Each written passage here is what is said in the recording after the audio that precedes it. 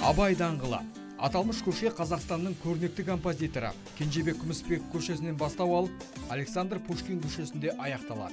Елордадағы ең үлкен даңғылдардың бірі болып саналатын Абай даңғылының ұзындығы 5280 метр. Абай Құнанбайұлы қазақтың данышпан ақыны, ойшылы. Абай қазақ әдебиетінің ғана емес, жалпы қазақ тарихындағы ең ойшыл, ұлы тұлға. Абай мұрасы қазақ әдебиеті мен әдеби тілінің дамуына үлкен ықпал жасады. Оның шығармалары басқа тілдерге аударылу арқылы дүние жүзіне тарады.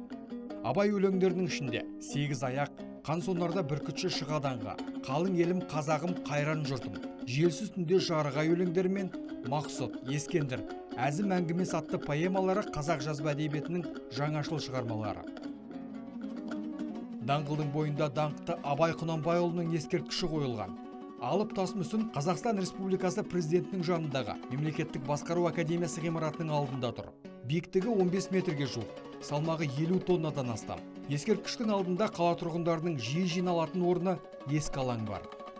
Сондай-ақ бұл даңғылдың бойында гүл саябағы, президенттік сквер орналасқан. Президенттік скверде Керей Жәнібек хандардың ескерткіші бар.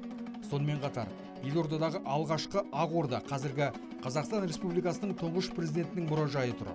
Абай даңғылының бойында жаяу мұсаға арналған ескерткіш, қаламгерлер аллеясы да бар. Аллея аумағы 1,2 гектар. Ал аллеяның қақ ортасында Абайдың сөзі жазылған мрамордан жасалған кітап қойылған.